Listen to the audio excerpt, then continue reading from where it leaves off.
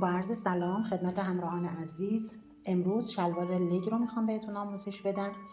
الگوی لگ شلوار بسیار راحت و خوبی هستش.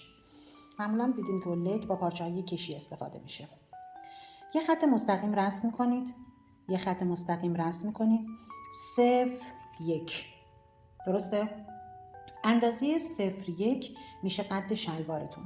برای کلا الگوی این لگ یا شلوار چه چیزایی نیاز دارین؟ یکی دور باسنه، یکی برآمدگی باسن یا همون قد بلندی فاقه، یا همون اندازه‌ای که میشین روی صندلی از کمر تا برآمدگی یا برجستگی باسنتون اندازه میگیرین تا روی صندلی، اون منظورمونه.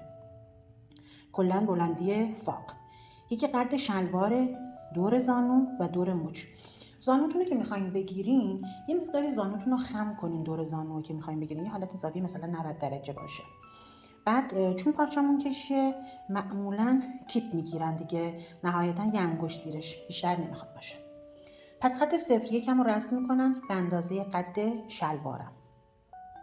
قد فاقم از 0 تا 2 میام پایین، همون قد فاقم. بچه‌ها پهنای کمر رو ازش کم نکنید، چون پارچه کشیه و معمولا دیدین هی موقعی نشست و برخاست شلوار میاد پایین. اگر قد فاق یا همون قد نشیمنگاهتون مثلا 25، همون 25 رو در نظر بگیریم. بعد اندازه کش 3-4 سانتی هم بهش میدیم که یکم فاقمون بلندتر باشه.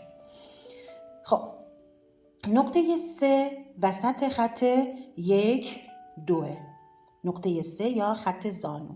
اگر کسی نگران احیانا خط زانو سر جای خودش نباشه، میتونه توی اندام از کمر تا روی کله زانو اندازه بگیره، همون مقدار رو بیاد پایین و نقطه 3 رو به دست بیاره. پس نقطه 3 الان اینجا برا ما بین فاق و دمپامون شده. شما میان روی نقطه 2. اول اینکه دیگه از این 0، 2، 3 و 1 خطهایی عمود برشون رسم کنید که دیگه میخواین الگو رو رسم کنید. از نقطه 2 تا 4 به اندازه 1/4 دور باسن بزرگ منهای 1 تا 3 سانت جدا میکنید. از 2 تا 4. چرا منهای 1 تا 3؟ منظور کشش پارچه است. اگر کسی دوست نداره شلوار خیلی چسبونش باشه، میتونه همون 1/4 دور باسن رو در نظر بگیره، ولی خیلی گشادتون نشه. حواستون باشه به این موضوع، چون کشش پارچه مهمه. پس 2 تا 4 ما 1/4 دور باسن منهای 1 تا 3. این 1 تا 3 که منها کردم کشش پارچمه. درسته؟ از نقطه 4 خطی مستقیم میرم بالا که این خط 0 رو قطع کنه. نقطه چی به دست میاد برا من؟ نقطه 5. از 5 1 سانت میام داخل، نقطه 6 به دست میاد. 6 اینورتر نوشته شده، نقطه 6 به دست میاد. پس از 5 1 سانت اومدم داخل، نقطه 6 به دست اومد. از 4 تا 7 چه اندازه‌ایه؟ شما خط 4 تا 5 و 1/4 رو به دست میارین. هر عددی که شد از 4 میاین بالا، نقطه 7تون به دست میاد. پس خط 4 7 1/4 خط 4 5، یعنی نقطه 7 تو که به دست میاری اصطلاحاً میشه خط باسن توی الگوی جلوشون. حالا از نقطه 4 چقدر خارج شم به خاطر گشادی فاق جلو؟ از نقطه 4 به اندازه 1/6 خط 2/4، این خط 2/4 به اندازه 1/6 خارج میشم، نقطه 8 به دست میاد برام. این میشه گشادی فاق جلو.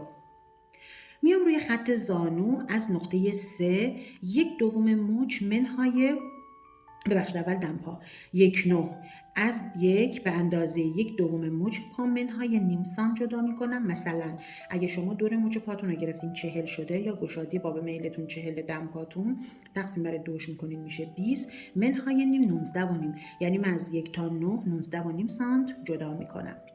از نقطه 3 تا 10 دوباره همینطور 1/2 زانو منهای نیم. مثلا اگر دور زانوش فرد 45 تقسیم بر 2 میشه 22.5 منهای نیم 22 سانتی متر جدا میکنه و نقطه 10 به دست میاد. این خط رو به از فاق جلو که نقطه 8 به نقطه 10 وصل میکنید و بعد به نقطه 9 وصل میکنید. از 8 تا 10 رو یه مقدار میتونین وسطش رو پیدا کنین، 1 تا 1.5 سانت برش عمود کنین و قوس بدین. میتونین هم با گونیه هاتون این قوس رو ایجاد کنید. به خاطر چی این قوس رو ایجاد میکنن؟ به خاطر اینکه روی خط راست برش زده نشه و توی پای فرد کشیده نشه. صرفا به خاطر اینه یه مقداری قوس دارش میکنن. خب الگوی قسمت جلوتون که خطوط آبی هستش تموم شد. حالا میریم برای قسمت پشت که من با شکل قرمز کشیدمش. از 5 تا 11 4 سانت میاین داخل. پس از نقطه 5 روی همون خط کمره یا همون خط صفره، از نقطه 5 4 سانت میام داخل، میشه 11. از همونجا 3 سانت میرم بالا، میشه نقطه 12 و اینو به صفر وصل میکنم.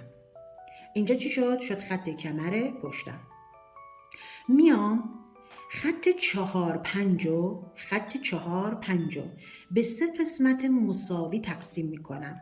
خب به 3 قسمت مساوی تقسیم میکنم. از نقطه 4 میرم بالا، یعنی 1/3 4 5 از نقطه 4 بالا میرم، نقطه 13 به دست میاد.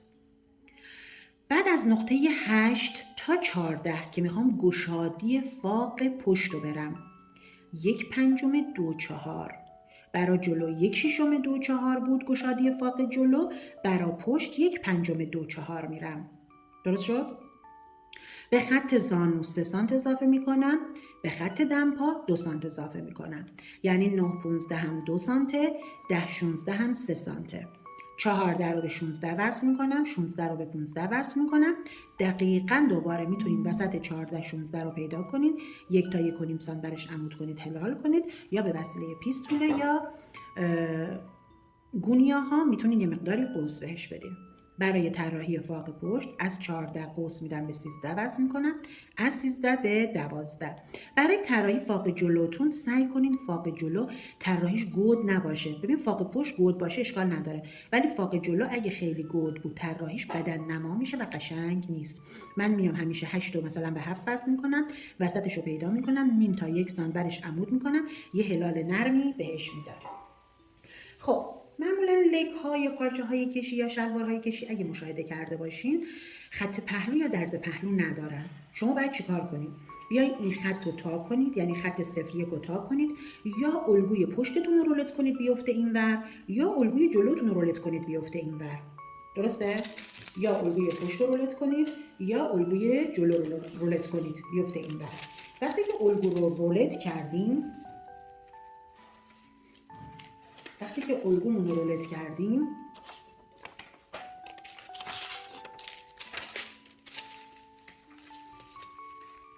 این شکلی میشه.